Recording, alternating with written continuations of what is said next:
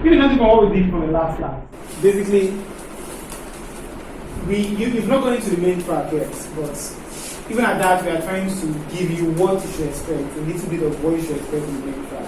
In the last class, we looked at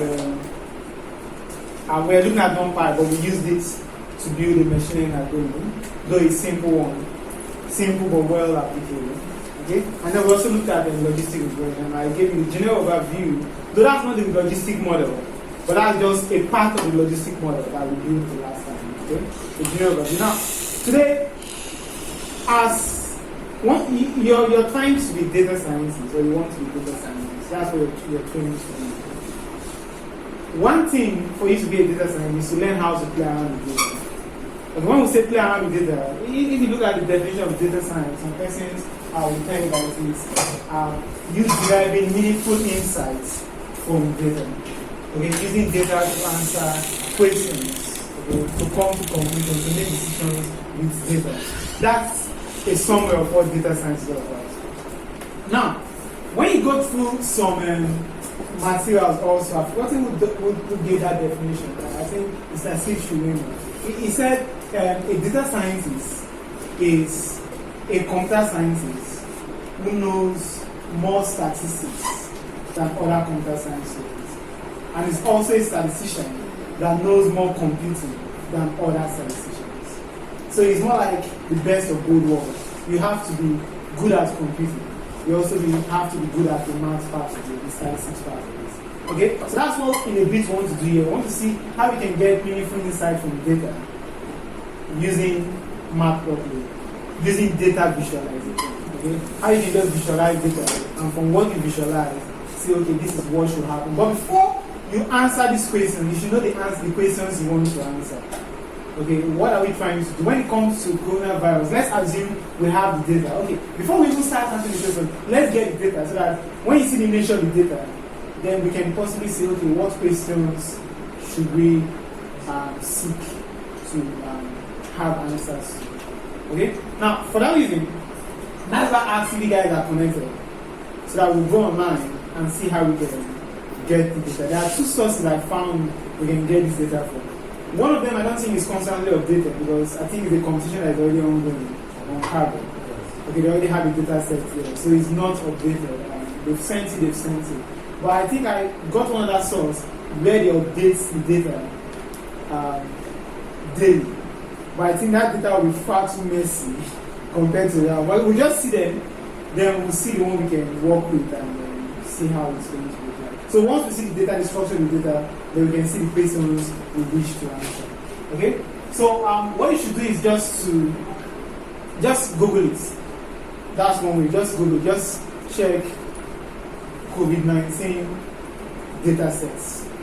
Then I'll see a link there and I'll point you guys to the link. So let's see what we have here. So I have coronavirus or COVID-19.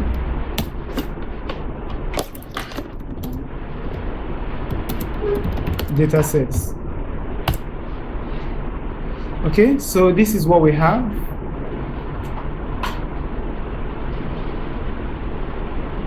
Okay, so if you can see this first one, let's see what that one is all about.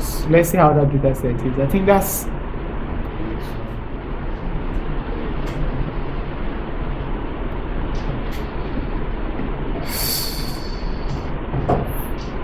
so mine is loading. I don't know about yours.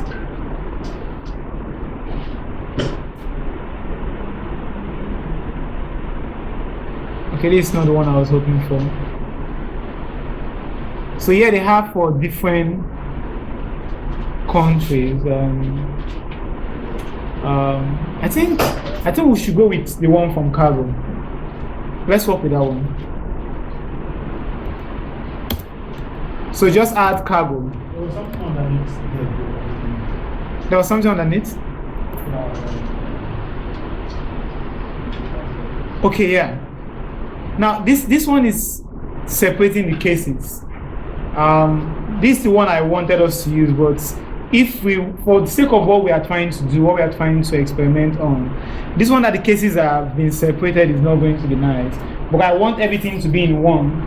Then from that single data set, we try to see the confirmed cases, the number of deaths, and the rest of that. But yeah, they've separated the data set for us. But take note, you can copy this out later on, play around with it and the rest of that. But I think in the cargo data set, they have all of them in one. So that's the one we are going to use. Let's just use that one. Let's not use it. This one is constantly updated every day. Okay, right from the very first occurrence of coronavirus down to even today, I guess they must have updated whatever cases they've recorded today. It's constantly updated. That's the reason I wanted to use this. But last night I thought of it and said, okay, for the sake of what we want to do, this data set won't really be nice. So let's just use the one from cargo. Now, you guys know about cargo, right? You know what cargo is used for? Who doesn't have any idea about it? So I'll explain. Oh, that's nice. You know cargo, but you don't really know what it's used for.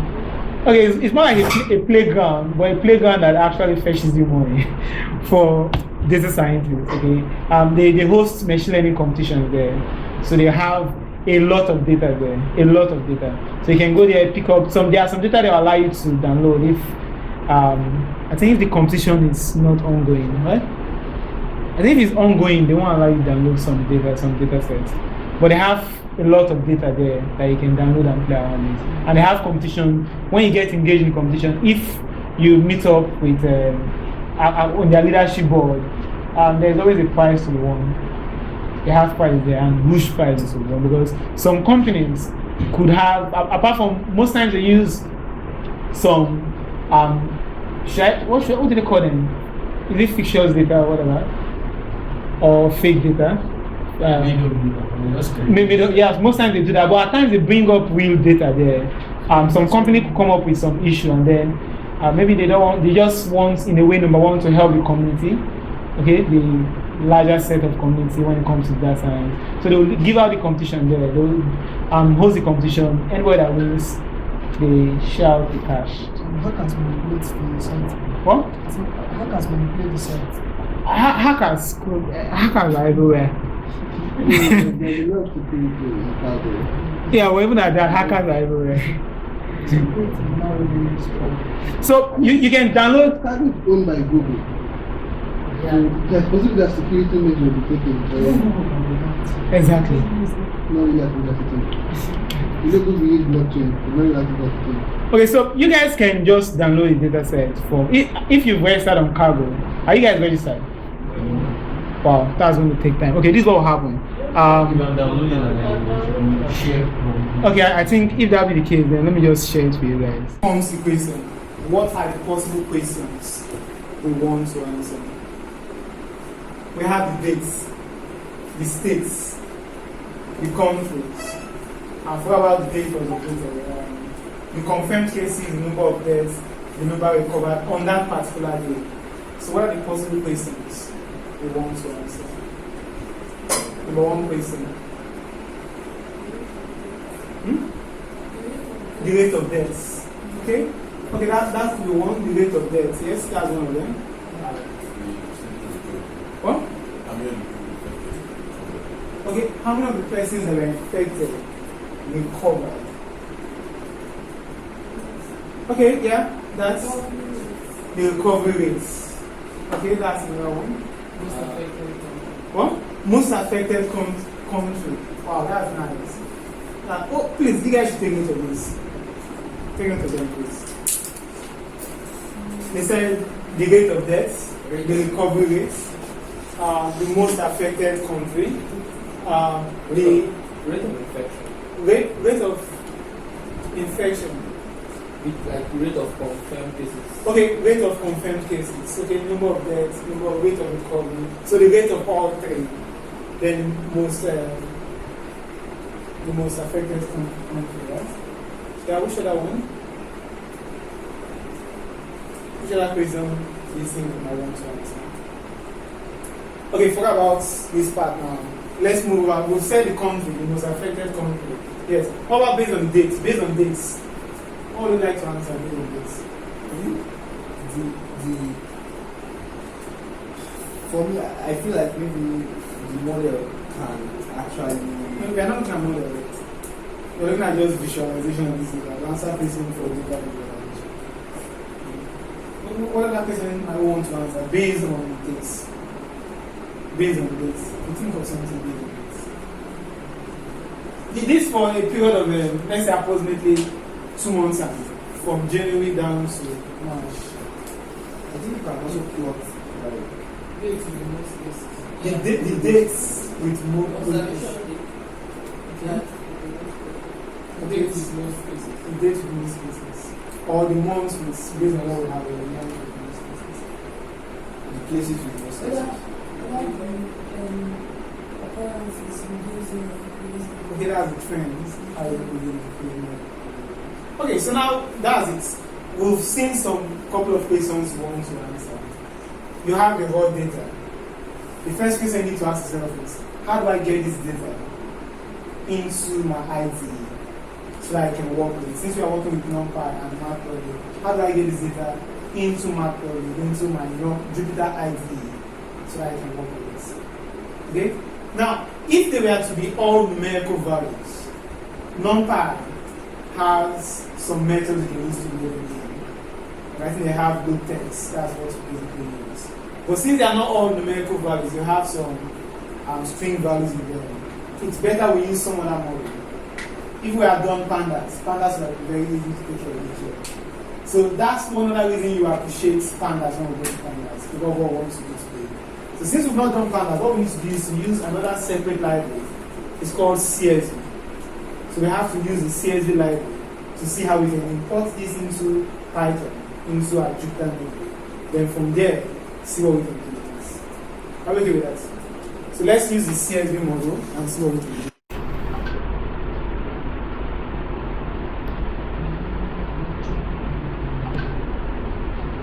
Okay. So according to what we need to do, the first thing you need to do is to import the CSV model. So we will import CSV. That's the model. So now once we've imported this model, what do I need to do? This is what I have to do. We all know how to open flat files. For you to open a flat file, we can use the open command. We give it the name of the file we want to open. The name of this file, I think, is a COVID-19 data, and it's a CSV file, so it means .csv, right? But I think it has been converted to Excel. It's still in CSV, right? So it's a CSV file. So we have COVID-19 data.csv. Let me just copy this out of this.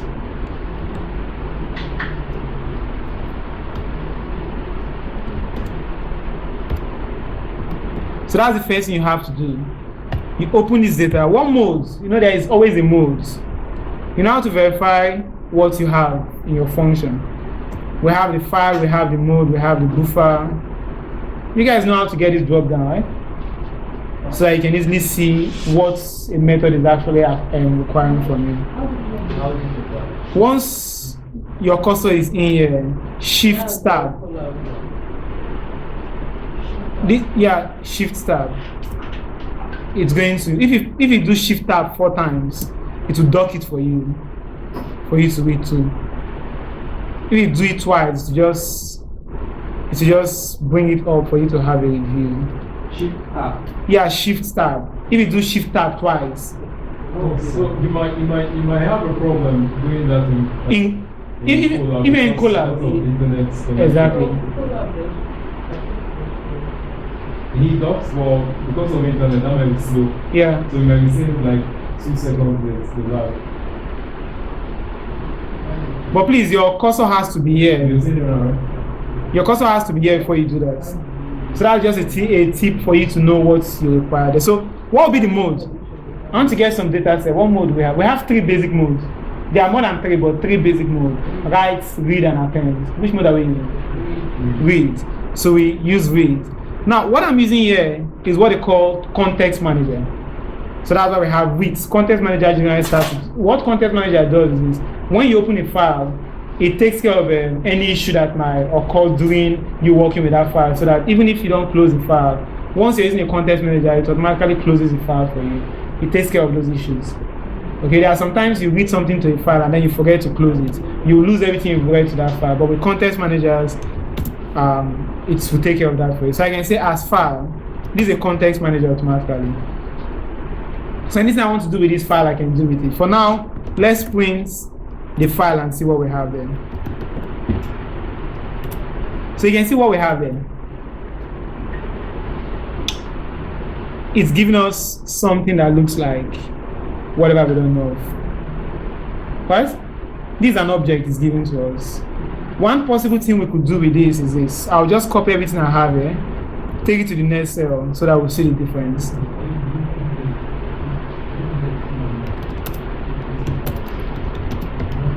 I can just see how I can transverse through this file and print it out. Then I will explain why that is happening.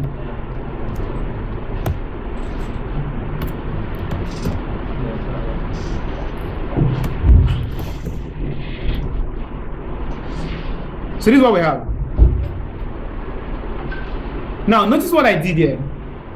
I didn't actually make use of the CSV model, right? Have I made use of it? From what I have so far? Well, no. I've not. Now, not making use of the CSV model is still going to do the work for you. But there's an issue with this file. Now, by default, things are separated by comma. That's why it's called a CSV file, comma separated file. Most times, So, how did you name the file? Because in my it's not finding the file. So how okay, do I? in this case, if you need to have the file in the folder where you have Jupyter open. If you don't have it there, then you need to use absolute paths, and you don't want that now. So just copy the file to the folder where you have Jupyter open. Paste in that folder where you see it. Okay? If you don't want to do that, then you have to use some absolute paths. Now, not using CSV, I didn't use CSV so far. It's giving me everything as one chunk of text. That's what it's giving me so far. Everything as one chunk of text. So now I have to use some string manipulation to extract what I want out.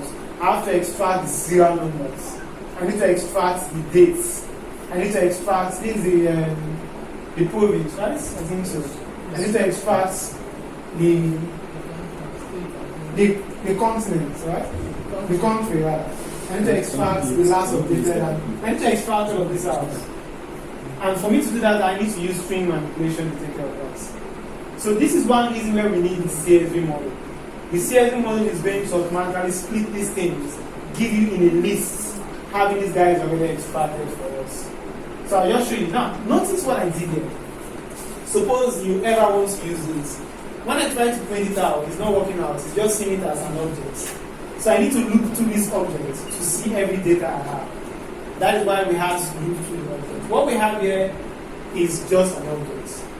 So we have to look through this object to see everything we have here. So that's why I said for row in file, just print out the row. So it's printing out everything. But this is not what we are going to use. There's a reason we imported the CSV model. So that the CSV model is going to make the work easy for us. So if I want to use the CSV model, what I have to do is I'll just copy this still, then make modifications to it so that we'll be seeing the modification. So the modification I want to do to it is this. Instead of me to look through the file itself, I'm going to create a CSV object out of this. So I can call it a CSV reader, and I'm going to say it is equal to CSV dot reader. Then I'll pass in this file into CSV dot reader. So what I'm trying to do here is I've read in the file using my open method, but I'm converting this file to a CSV object. So that automatically my extraction by default is in the delimiter. There's what we call delimiter or separator. In this case, delimiter. By default, the delimiters are just commas. So it's in the delimiter as a comma here. Okay? So automatically it's going to separate the items for us. So once it separates the item, instead of me to pick every row, and then print, what I'm going to do here, I'm going to pick the row in the CSV reader, not the row in the file. Look at the difference between these two. In the one I have above, I'm picking each row of the file. In this one I have now, I'm picking each row of the CSV reader, which is the CSV object. Then I'm printing out that row. So let's see how that will look like. You can see it has extracted everything for us. The serial number, the observation dates, the province or the state, the country or the region, and then these are the serial number. It has extracted everything we need for us. We don't need to do that ourselves. Okay, so this is taking care of the issue we would have had, or what we would have done using strings. It is taking care of that part for us. This part, is it okay so far? Is it okay? Okay, so if it's okay, now there's still one other method that I like instead of this. This one is giving you everything as a list. But wouldn't it be nice if it gives you these things as dictionaries? And you know, it would be very easy to work with dictionaries than working with lists. Number one, dictionaries are hash maps, so they occupy less memory. For you to look up for something is going to be very easy. Okay? Unlike lists that occupy a lot of memories, because if you're searching for something, you have to perform a sequential search or some other search that is going to take a lot of time. So we are going to use, instead of using the CSV reader, we are going to use dict reader, which will convert everything to a dictionary in a way for us to work with. So what I mean by that is this. You know, we are going to share these notes, so that's the reason I'm copying and modifying, so that you see everything we did, the modifications we did, and all of that. So instead of me using reader, I'm going to use, I think they call it dict reader. That's what I'm going to use this time around. So look at the difference between this reader, that the output of the reader, and the output of the dict reader. You can see the output of the dict reader is not just, let me just show you the two. Let me take this guy up a bit so that you see the difference. For the output of the reader is giving you each list having all items. Okay? So for you to know what this is all about, you need to go to the header and see what this header is, right? For you to know what this guy is all about, you also need to go to the header and see what the header is. But when you use this dict, it's telling you that this is the serial number for the first item. This value you have there is the observation date. For everything, it's going to give you that kind of observation. It's going to give you a key value there, and that's what we have as a dictionary.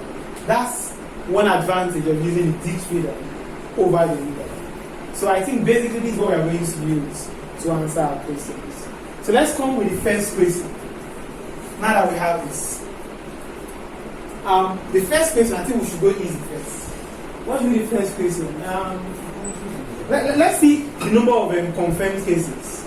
Let's try to have, what can we easily use to visualize the number of confirmed cases, the total number of confirmed cases, total number of deaths, total number of recovered. What kind of charts are we meant to use? Bar chart. What? Bar charts. Which other chart is possible? Pie charts. Okay, yeah, pie chart and bar chart will do the work. But if you notice from the blog, because I haven't told you that a lot of data scientists found on pie charts for some reason. Okay, there's this overlap, one reason. There's this overlap in the pie chart, right? When you're plotting the pie charts, there is an overlap, and it's as if there is something common. And that's the work of histogram, not the work of the pie chart. So that's the reason we are going to use the pie chart. But even to take care of that, sometimes what they do, we will even do that here. when we use the Python, in order for us to remove that overlap, we can explode it. Right? You guys saw the block code, right? There you can explode. So we can explode all the cases, bring them as just the pi that they are different cases possible. So let's see the total number of confirmed cases, total number of deaths, the total number recovered using this, so that we can use that to see how we can have our plus. That's the first thing we are going to do.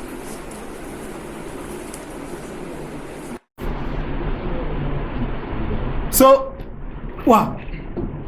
So for me to have the total number of deaths or the total number of what? Confirmed cases. So what I'm going to do here is, if you notice, according to this dictionary, this thing is now, this row, each of this row is a dictionary. Okay, is a dictionary that have key and values. So for this row, the keys, what do you think are the keys? The headings are the keys, right? So I want to sum all the confirmed cases, all the cases where the keys is confirmed. So what I need to do here is this. I'm going to give this guy a key of confirmed. Let me just print out and then you see what's going to happen first before we see what we can do. If I print this now, let's see what I'll get. So for day 1, number of confirmed cases is 1.0, day 2 is 14, day 3 is 6, day 4 is 1, day 5 is 0. That's what we have. Do you understand what I did there? Yeah. So I'm just getting it confirmed. But what do you think we might want to do to this if we want to get the total number of confirmed cases? We have to sum them. So for me to sum this is where you knowing Python now comes in. What we need to do first is to have a sum of confirmed cases. Okay? Confirmed cases. So the sum of confirmed cases, what will be the initial value? 0. Then at this point, instead of us printing this guy out, we are going to take this sum of confirmed cases, then augment it. Okay? This is what they call augmented assignment. So we augment it, and that's what we are doing there. But now the question is, what is the type of this confirmed case? Do you think it's a string, is a float, or what? It's a string. Let's confirm that. You can see that it's a string, right? So if we try to do this, it's going to concatenate strings for us. So what do you think we have to do? Convert to what? Okay, integer will not work. No why integer will not work. Integer assumes that you're sending in a string that is a whole number. So that dot is going to give you an issue. If we try it here, the dots we have there is going to give us an issue. So it's to tell us that invalid literal for ints with base 10, 1.0, but that's the first case. That point is giving us an issue. So what we need to do is to convert it to floats. Okay?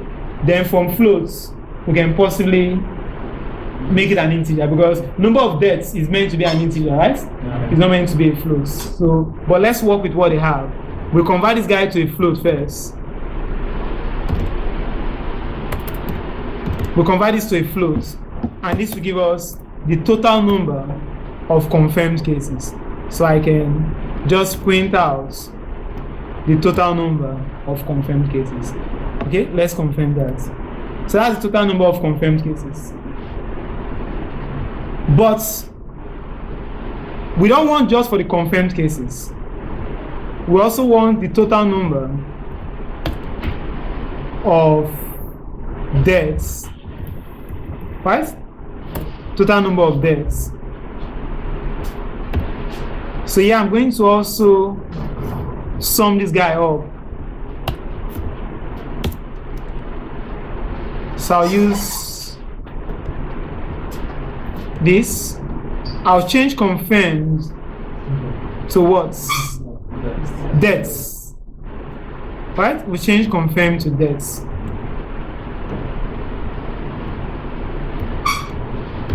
So that's what we have for that one. Then the third one we have recovery. Total sum of recovered cases. Sum of whatever. Sum of recovered cases. Some of cases make it look like some of recovered cases. Yeah, that would make sense. Some of recovered cases equals 0. Then we take the sum of recovered cases and we have the augmented assignment here also. So that will be recovered. So look for that. That's recovered.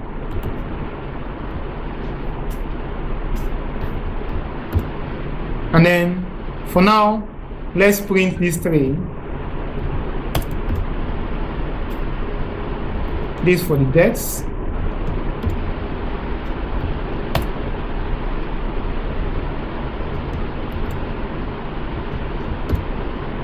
And this is for the recovery. Okay. So, wow. So please just go through that, and if you have any questions before I comes up. Are we following with this? Any questions so far?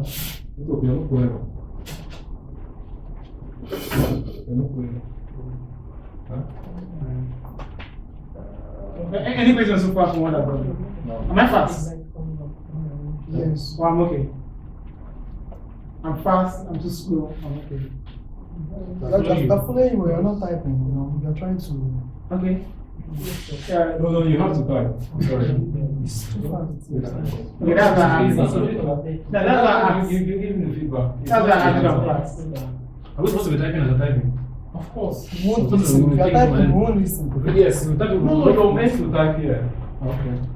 Because like that, he'll give you the space to sync and then we're not going to follow his speed if we're typing. That's you give then you give me the feedback. Just give me feedback. Okay. Well, when the caption, because everything has to be practical. It has to be practical. That's why you're here. You're not here to take things off this. Everything has to be practical. Sorry. There are things you're meant to write down, jot down, but try to. So the assessment shouldn't be seen as assignments. So don't think that we are just going to be giving you things over, but you're going to be doing everything here. Okay. Please. Okay. So while you're trying to get this down, let me explain what I've just done. So what we have here is this. I don't have that here, but we imported the saving model. So we say without the saving model, we opened the file using what we call context manager. And then we want to use the saving model so that it can easily extract the data for us. So we use what they call deep feeder. This is going to make our work very easy. When we use deep feeder, this code is file handler. When you're using context manager, this is file handler. It keeps files of file. So you pass in that file handler, whatever name you want to give to it. Don't mind the fact that I give it file, I give it file. You can use whatever name. You pass in that file handler here, it will be converted to a CSV object. Now you can't just print a CSV object. You have to look, because the reason when you can print and see the content of something, rather you have to look over it to see the content. There's a name they call this kind of stuff. You can see the content itself. There are some you can see their content, but in this case you can't see the content. When we tried printing this guy, there was no way we could see the content. We had to look through it to see the content. There's a name. What's the general name for anything you can look over? iframe. So it returns an iframe. The object returns is an iframe. So for the fact that it's an iframe, there are so many things you can do with that iframe. Okay, here we decide to look through the iframe. That's the most common thing you do with iframes. Okay, also you can skip some parts using what they call the next function. Because this is an iframe. So I just gave it a name. I said for every row in this iframe, do something to those rows. So what are we doing today? We want to get the total number of confirmed cases, the total number of deaths, the total number of recovered cases. Okay?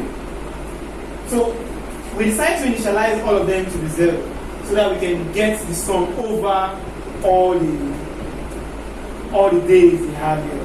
So that's what we did here. So we've gotten all of that. We put it in here. We just try to sum every value. We are using float so that to convert all cases down to float since they have dots. I wonder why they use dots in there. So that's what we did here. Then yeah, I'm trying to print out the results. But we all agree that this is not our aim, just printing out the results. Right? So that's not our aim. So our aim here is to visualize this and see what we can bring out of this. So let's visualize and then we see the trend we have there. So we say we are going to use the bar charts. We can also use yes, I'm not using comments here because of time. That comes with the expense of typing also. So that's me. I think this time around, before I send this code for you guys, I'll just take care of the comments. Unlike the other one I sent just like that. I'll take care of them before I send them for you guys. Okay, so what I want to do here is to pick these results and work with it. So I'm going to have, let's call them sum of cases. So the first value we have is this guy.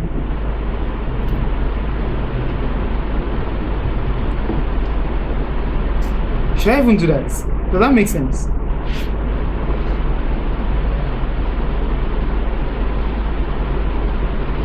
I think I should just make it. Let us automate everything here.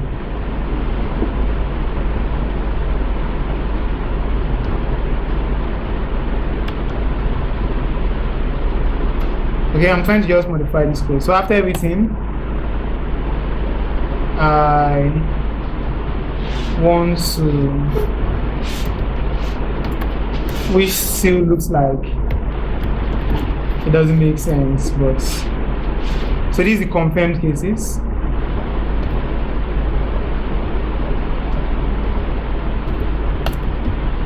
And then we have the deaths.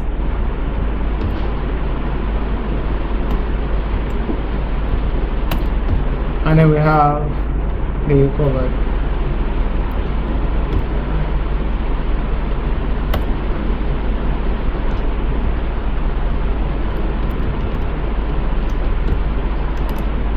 So that's what we have. So this for the number of confirmed cases, the number of deaths, the number recovered. Okay? So I can just have some other variable called cases.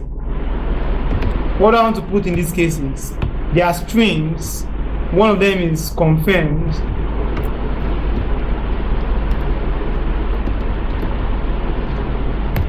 The second one is deaths.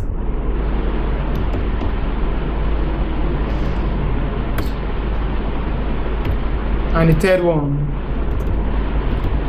is recovered. Please help me with, you guys should help me to be checking the time, okay?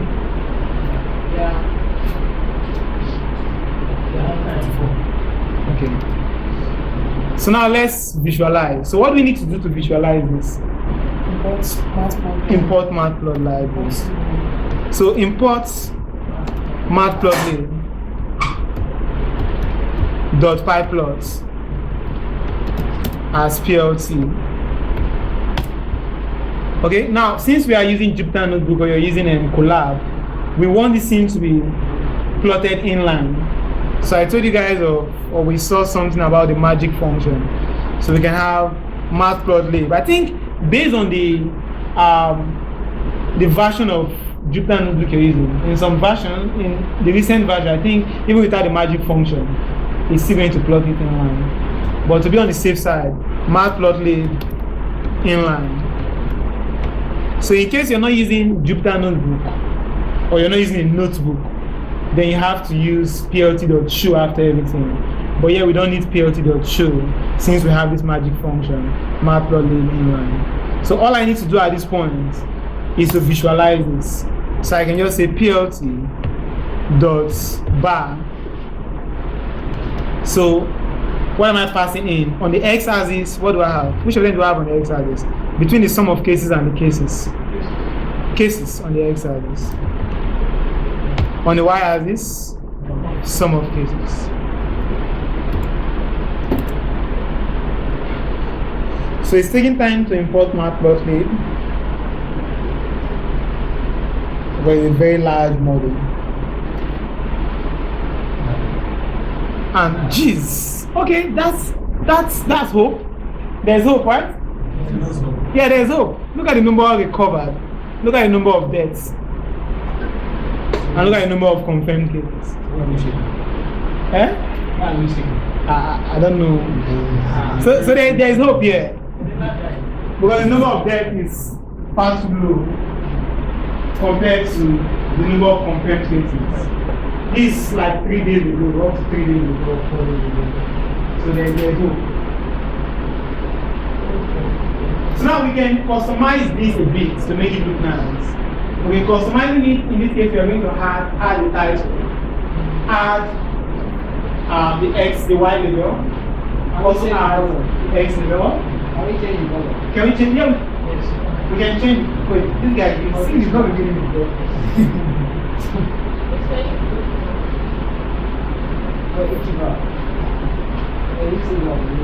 So what I'm going to do here is let's just utilize those custom styling we have. Okay, the one we have in that one that we use ggplot and the rest of that classic 545. I think that's one case I like 545. If you guys recall from Please, can you go on?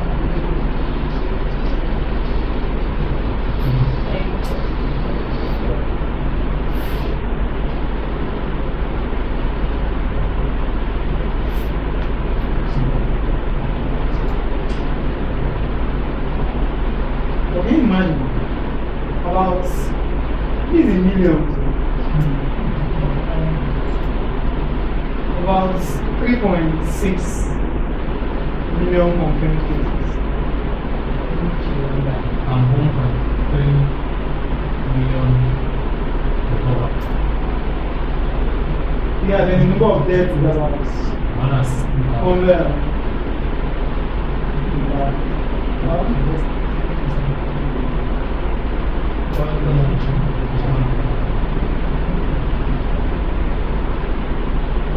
So that's one of the questions to answer. We said the next question is the rates.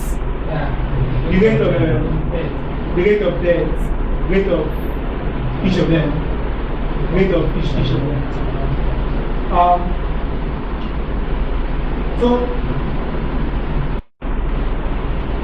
So yes, I was asking, are we okay with this? Any question?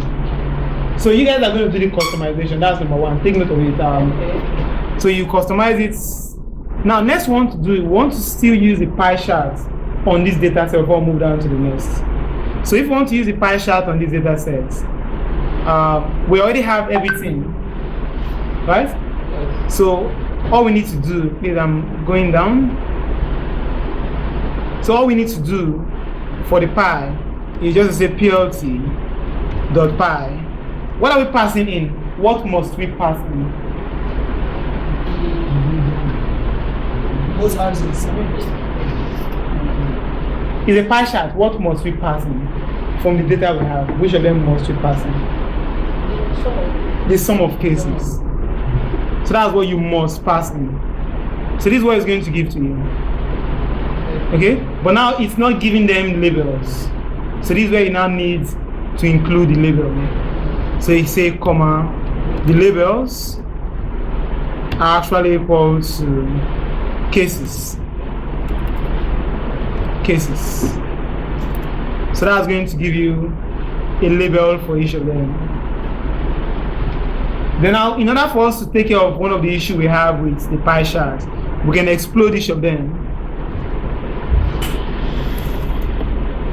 Okay, since we have just 3 values, we can give each of them 0.2, 0.2, and 0.2. A nice way of typing 0.2. So we can explode each of them by 0.2, and then we have something that looks like this. So the confirmed cases far too large. The recovered cases doing good. Number of deaths, we have hope. Okay, so that's for the bar charts, and then the pie charts, visualizing, answering questions. So you can see. Okay, so now let's look at the next question. So the next question is the rate of deaths.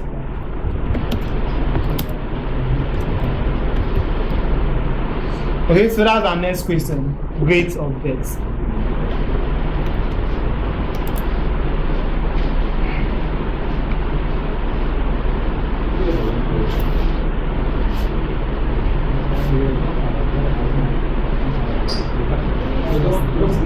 It's just the reason why You can, that's why I always go by. You can just we have this thing online. Like, everyone go online.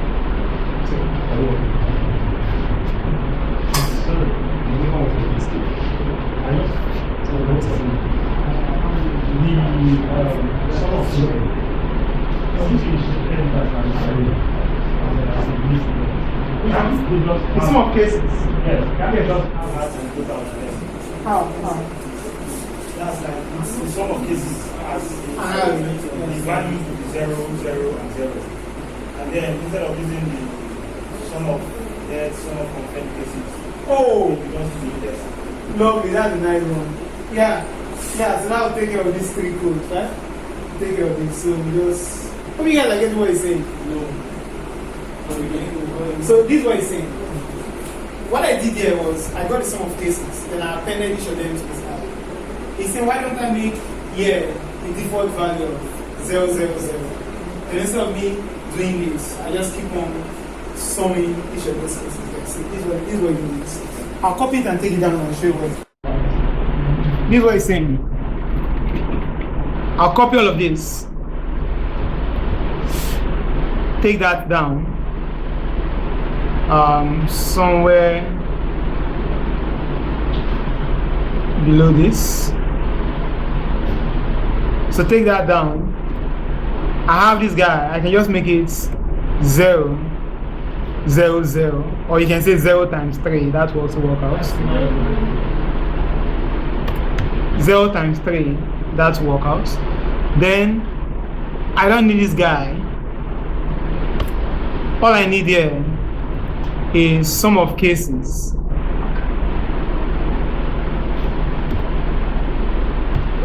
Zero. And the same thing here. Sum of cases 1. And take this guy to be sum of cases 2. Hope you guys get the gist. Yeah. And then now you print sum of cases and the rest of that. And that's perfect. That will do the same job.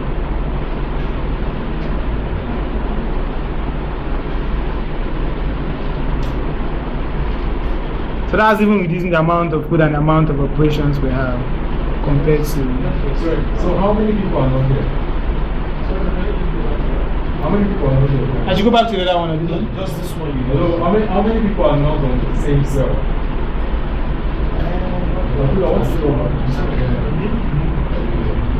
Like you speak like this, when you have errors, when you have errors, you speak like that's what I'm saying.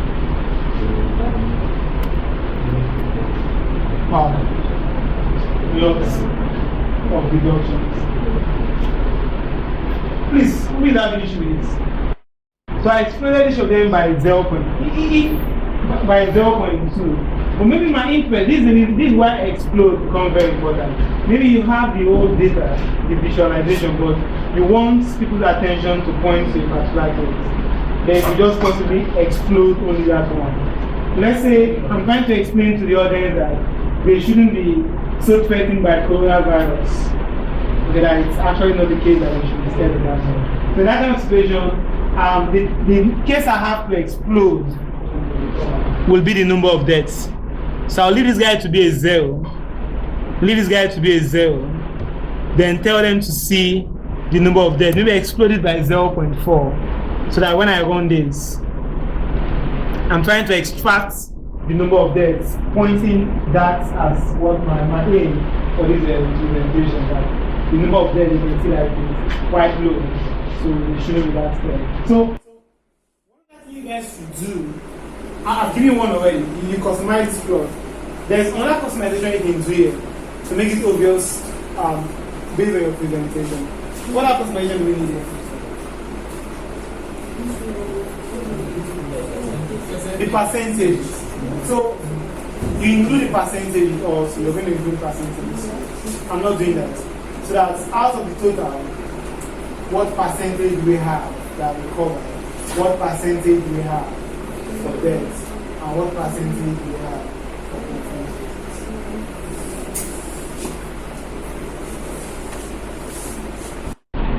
So I think we can move down to the second question. So the second question, so that's for this one. I excluded just the number of deaths. So you can see just one line. So rate of deaths. When we say rate of death, what's possible someone going to use? Which of the charts are we going to use? Which of the graphs? Rate of deaths. What do you think? Rate of rate of deaths. We can see this first. Rate of death. Let's discuss for a moment. So it's one thing. Sorry. So it's one thing to know the graphs. There's another thing to know when to use them. So in this kind of situation where I want to tell rate of death, what the possible graph we're going to use? In fact, at this point, we can even use all three. We can answer all three based on the rate of death, the rate of recovery, and the rates of confirmation, the rate of confirmed cases. We can answer all three on the same graph. It's even going to be better that way. So which graph can we use? Line graph. Someone said line graph. Oh yes. Another graph. Oh yes, line graph is correct. Because some extent is a time series data. You're looking at your currents over time. So you use a line graph that is going to be joining what you have there over time and see the data. So it's going to be a line graph. Okay, so that's what we are going to use. So I'm going to have this line graph, and in fact, I'm going to do the rate of. We'll confirm. We'll put it as rate of cases, or we make it rate of death. I'll change it to the rate of all cases. Okay, so that in this same graph, we're going to have the rate of deaths, the rate of recovery, and the rate of the other case there. So, which means I'm supposed to have. Let me just do this. I'll change this guy to rates of cases.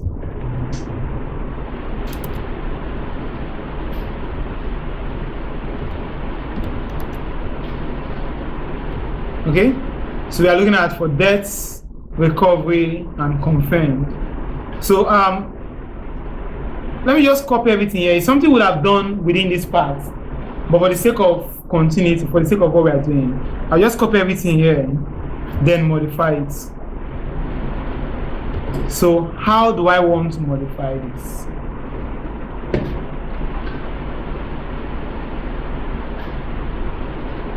I want to modify this. I want to extract 3 lists out of this CSV reader. I want to extract 3 lists out of this. I want to extract one list that is going to have the recorded cases for deaths. I want to have another list that is going to have the recorded cases for recovery. Another list that is going to have the recorded cases for confirmed cases. So that I can use those 3 lists to have my line graph. So now the question is, how do I extract them? Remember, this guy is a dictionary right now, right? It's an iterable, a dictionary that is iterable right now. So how do I pick out those simple cases? Each of those cases. What? Using their keys. So I'll use their keys. Then, how will I work with their keys? We are using their keys. What should I do with the keys? Okay, let's do something similar to. Yes. As you want to create a list from the dictionary. Yeah, I want to create lists from the dictionary. One of them is going to have the confirmed cases. Which is going to be, okay, for day 1, which is the 20th of January, this is what we have, the 2, the 3, the 4, up to the last day we have. The same thing we are going to have for there, same thing for the other cases. You have to form 3 lists. Or you can make it a list of lists, the work with a list of lists.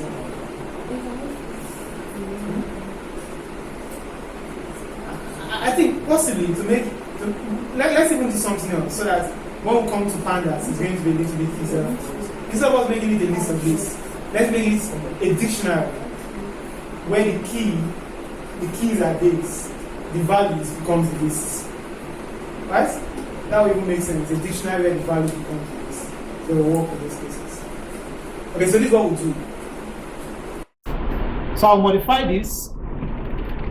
I'll make this guy to be cases. I'll call it reported cases. So reported cases is going to be a dictionary. Okay, in this dictionary, what I have, number 1, I have confirmed as a key. The value is an empty list. Number 2, I have dates as the key. The value is also empty, an empty list. Then number 3, I have recovered as the key, and the value is going to be empty. So now I can loop through this guy, pick what I have here, our append.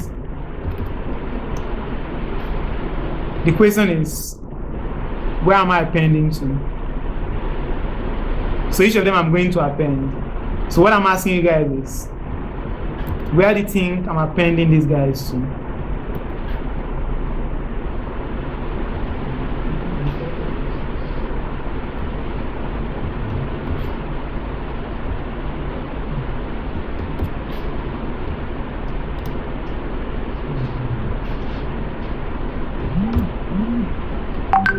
Yes.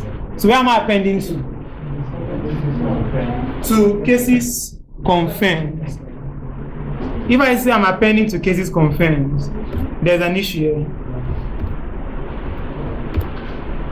Cases confirmed is not a list.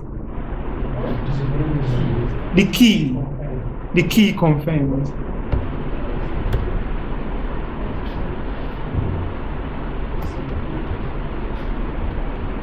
So now we are okay. The same thing. The key, deaths. Now we are okay. The same thing here. The key recovered.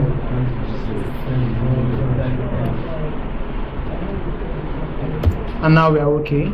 Then after all of this, I'm going to print cases, reported cases. Okay, that's large. Let's print just the first value.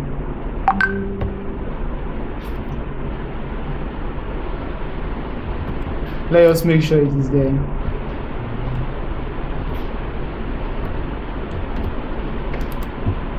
Wow. Why are we doing this exactly? I mean, this dictionary with the key as dictionary and value as. Okay, but you understood the last one I wanted to have different lists. No. Okay, this is. I didn't know why we are doing it. That's what I'm asking. Why are we doing it? Okay, this is the question I want to answer. We want to get the rates. We want to get the rate of death and the rate of recovery and all that. possibly want to see the peak dates, right? Or the dates where we have the list, or cases, dates where possibly there could be some pattern. Maybe you could say on Fridays, a lot of reported cases for death and the rest of that. Possibly. So we want to get, so for that reason, you have to have a list that will contain all the cases, all the number of deaths for the whole duration they were reported. So that's why it's a list. It will have for day 1, day 2, day 3, day 4, day 5, and the rest of that. But if you recall, according to the data set we have serial number 1, which is day 1, and they have the number of deaths for the 1. Serial number 2, the number of deaths for the 2. We have them just like that. So we don't want something like that. We want to pick those number of deaths, pick all of them and put them in a single list. Pick the number of confirmed cases, put it in a single list. Put the number of recovery cases, put them in a single list. So that when you want to plot a chart, it will be very easy for you to have each of this. So we can do them individually, but we decide to use a dictionary. But you see that dictionaries are going to be very nice. It will be very easy for you to convert them to what we are going to be doing next week. Okay? To pandas. And working with them is going to be very easy. That's why I decided to use dictionary. If not, I just went ahead to use pure list. Okay? So that's one. So what I printed here is just for the confirmed cases. From day 1 down to the last day. What can we do to know how many in total?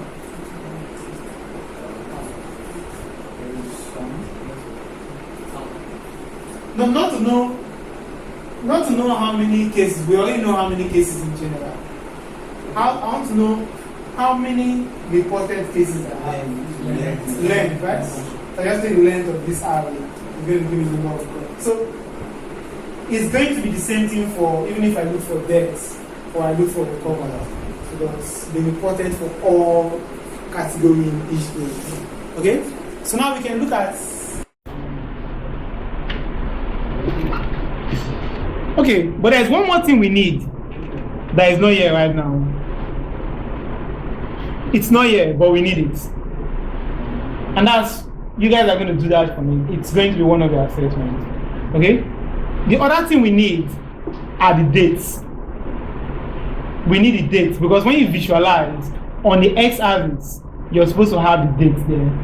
Right? That's what you're supposed to have on the x-axis, the dates. Right now, we don't have those dates here.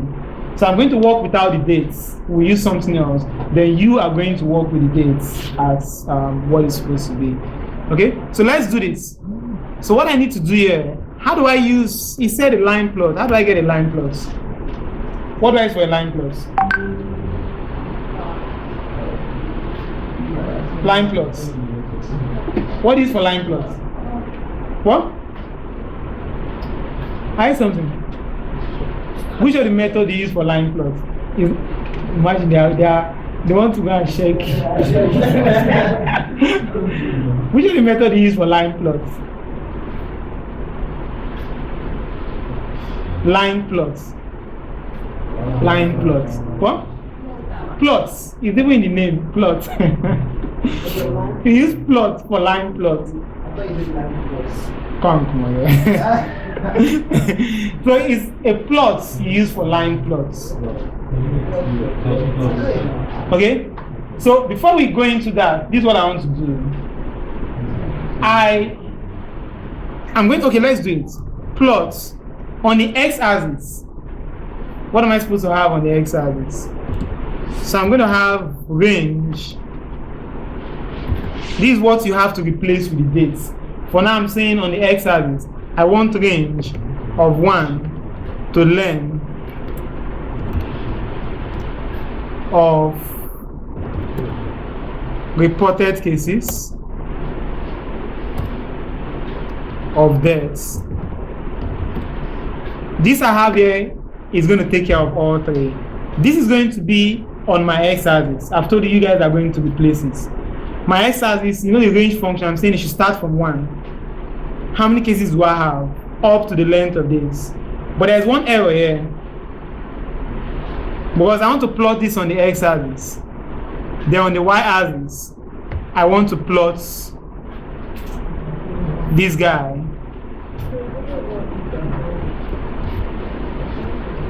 on the y-axis. So this is for debts. What's the issue in this code here? Especially this part. There's an issue in this part of the code.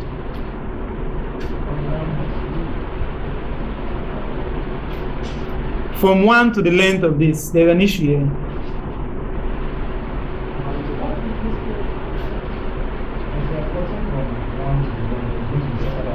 So yeah, so now you know the issue. How should I take care of it?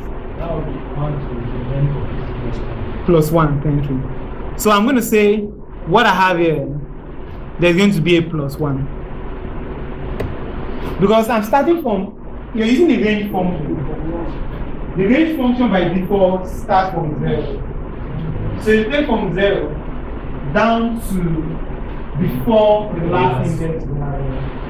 So if I have range of, if I have 7 cases, it's going to take from 0 to 6, which is 7 cases.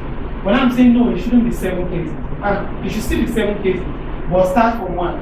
If I say from 1 to 7, it's going to take 1 to 6. And I want 7 to be inclusive.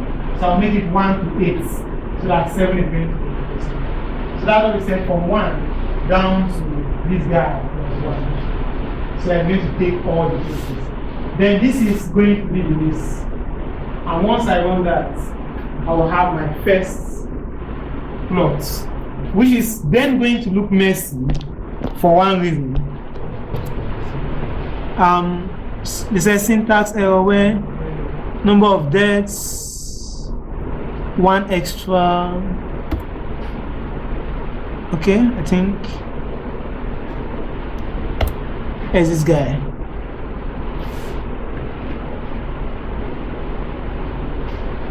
Okay.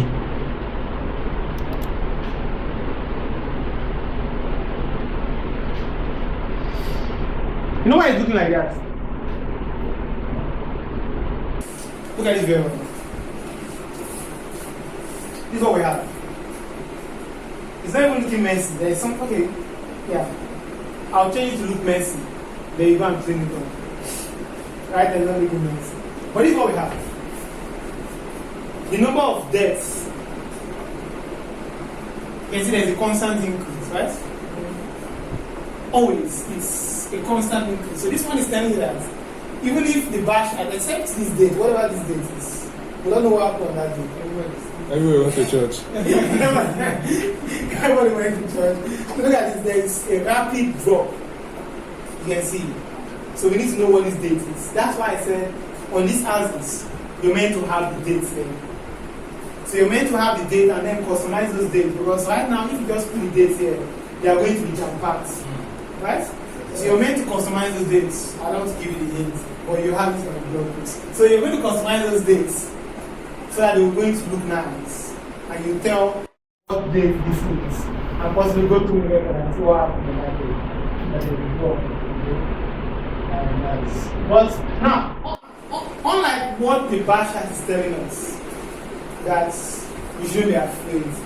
What is this child telling us? We should be worried. But there's an increase. Okay, there's a constant increase in the number of deaths. Even if there's a fall, that fall could be due to some other thing, but there's a constant increase in the number of deaths. Okay, so that's what data visualization does for you. It allows you to answer some questions. And when you have these different visualization techniques, while something is dormant somewhere, you could possibly see a clear picture of what's actually going on. So even if the overall effect is small, you can say that effect should actually be considered because it is actually increasing. So you don't know what's going to happen in the next 2 months, 1 month, or whatever. It's an increase. So this is we doing for the number of deaths. Okay? And the graph is not looking like the way I want, so we can plot all 3 in this one. Okay, the reason we can plot all 3 in this one is this. This is the reason the graph is looking this way. The zeros. It is when deaths, with myself, it joining to some other value, it's dropping to 0. Then it move, drop to 0. Huh? If you look at the data, it's that's how the data is. There are so many zeros here. You have 5, you have 0, you have 20, 10, 0. So that's the reason this graph is looking as though there is a bar chart, right? That's what it's looking like. It's looking at like that because of those zeros you have. That constant drop. That's why it's looking like that. Okay? So 8 minutes. yeah, you know what that means. A lot of exercise is what you got. So this is for. So I'm just going to include the one for the deaths in this same graph. You see that it's not looking nice. Then that's going to be one of the exercises. So you use different charts, customize and invest as you see. So this is for deaths. I want to include confirm there. Or I think confirm there or recover. Yeah, let's include recover there. What? So which one should I use? Recover. So what I'm going to do here is this. I have this guy already. That's what you have trouble running it. And it's for actually calling. No errors, right? Listening, do not. What's that? We're listening to you. We want to just type. What I'm saying is anybody having trouble with running it? Maybe a syntax error or something. Which one? Which code? Yes. This code. Higher. This part. Yes. Okay, just take that down. Because once I run this one, that will be the last thing that will You should be bad. Because they happen to clean of data. No, it has nothing to do with clean of data. This data right now we're using, this part is clean enough. Okay, it's clean. The only thing, if you want to do anything, is remove the decimal. But it's number of nobody is going to have decimal, number of decimal. Even this part we're using is clean. So that issue is not being removed. Why do you use this? Why is it? Why do you use this? Yeah, that's nonsense. Exactly. I don't know why they use this. Maybe it's on the mechanism they use in collecting data. Okay? Maybe there are cases where people almost died.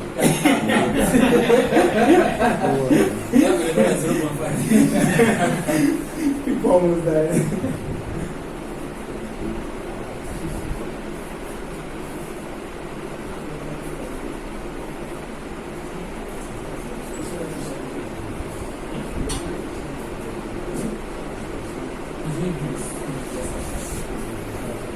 Okay, yeah, this is what I was talking about. If you notice, the first set of data, they were compressed because we are reporting all of this. And then it dropped to 0. There are reports. It dropped to 0. Report dropped to 0. So that constant dropping to 0 is what caused that fluctuation that makes it look like the bar charts.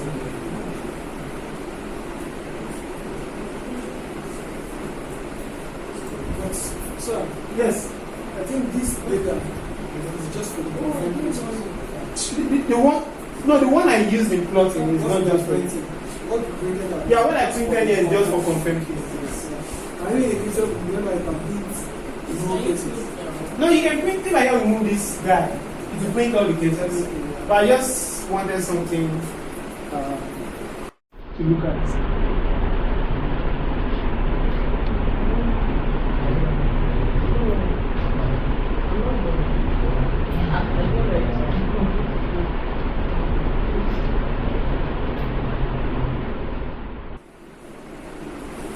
Yes. The form. Yes. That's went down. Oh, it is down and up. That's you go down. Yeah. That part I wanted. Oh, you can send with all of them? Are you serious? Which means on that day there is something. On those days. Please go and look for the dates. Look for all those data. Okay. Wow. Now, this is why I said plotting both of them on the same graph will not be nice. I don't know if you're seeing what's going on there. One is covering the other. One is covering the other one. Sorry. If I change the order, the case will be different. See, the number of recovered cases in each day is higher than the number of deaths. So since I'm plotting the number of recovered cases after the number of deaths, this number of recovered cases is covering the other one. But if I change the order, you see that this bar will be there, then you see a blue line at the top. Okay? If we change the order, I think that should be visible. No. Let me just change the order and show you what I mean. So this is one reason why plotting both of these on the same graph sheets, or both plotting all three on the same graph sheets, is going to be a no-no.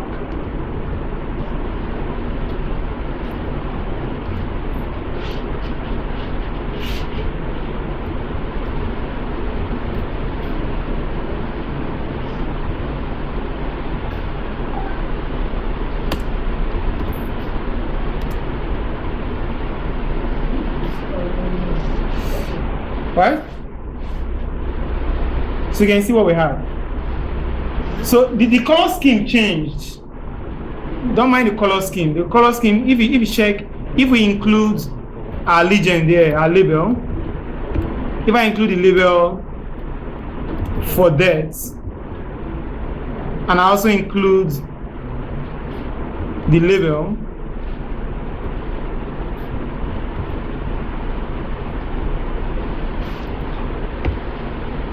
for, oh, it is recovery.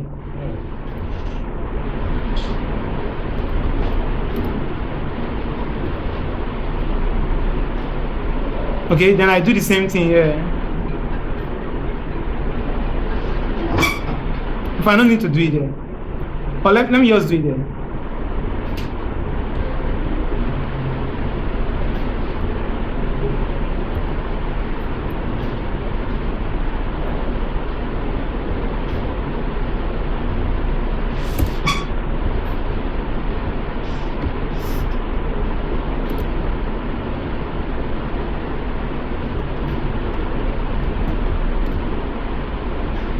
And then we include a legend, right?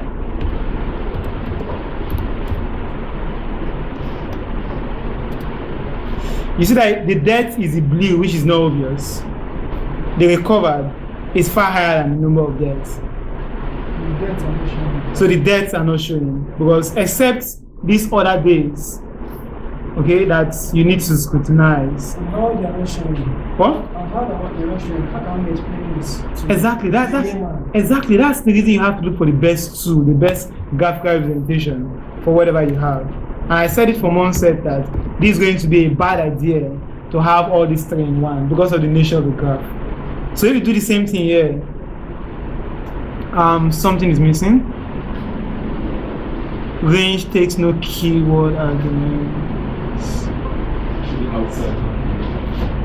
Okay, which part is that? Then go to the outside. Where? I'm not even seeing it. Okay, yeah. Oh. Yeah.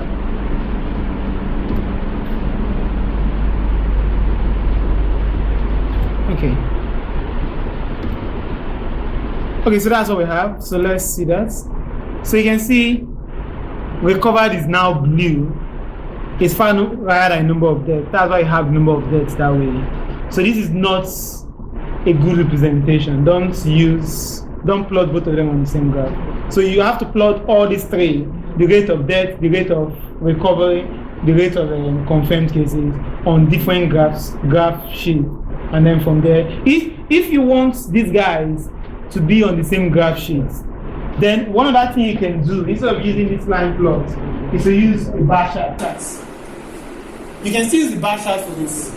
Okay, just like this time around, you're going to use what they call a component bar chart, where you're going to shift each of them. This is the blue line. Then you shift and keep beside the blue line. If the blue is for the number of deaths, you shift and keep the number of recovery by the side. So you shift also keep the number of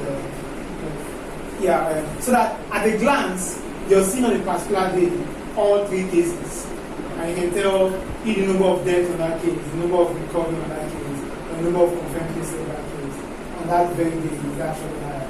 So this is going to be your homework. I'm going to structure it well. So this is what I was saying.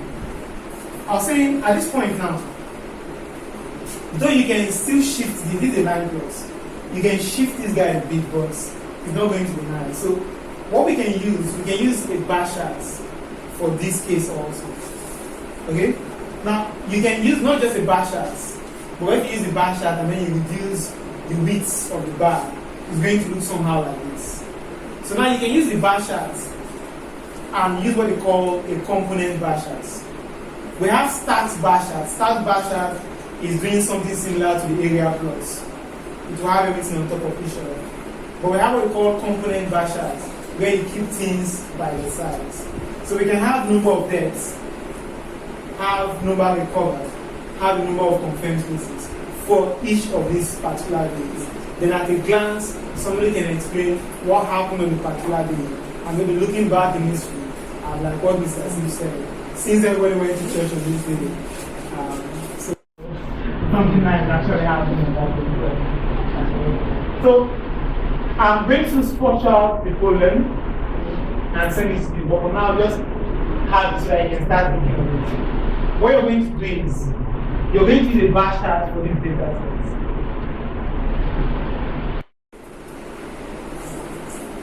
Recovery, deaths, confirmed cases. You have bash tags for each of them separately. Then you're going to have one bash tags, one figure that will have all three bash tags together. But it's going to be a component bash tags. So they will be side by side for each one. So these are the two things you're going to do. Have the bash tags separately, have all bash tags together. But customize all these charts we have. When you notice we don't have title, we don't have axis label, we don't have a good color scheme in all of them. You're customizing all of them also. Okay? Is it up to 8 minutes? So we are going to end here on this session. So any question? So that we can take that break. Any question?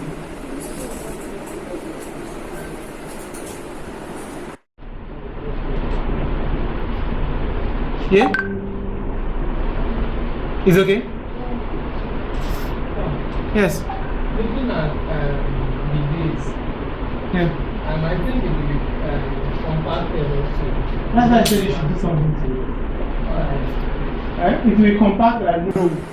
Because by the time you make, there is day 1 here, day 2 here, and day 1 is only having about 8 or 9 characters. It's going to be compacted. So do something to make it different. Alright.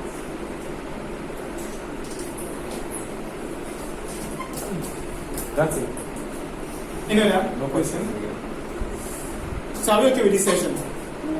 Is it okay? So the other questions we are meant to answer, we can split it when I start structuring out. Remember, you guys didn't give me the questions to answer.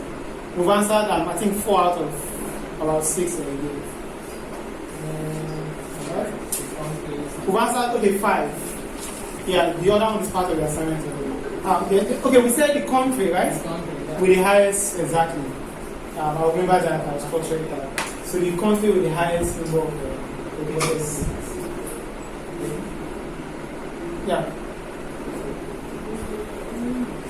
That's all right.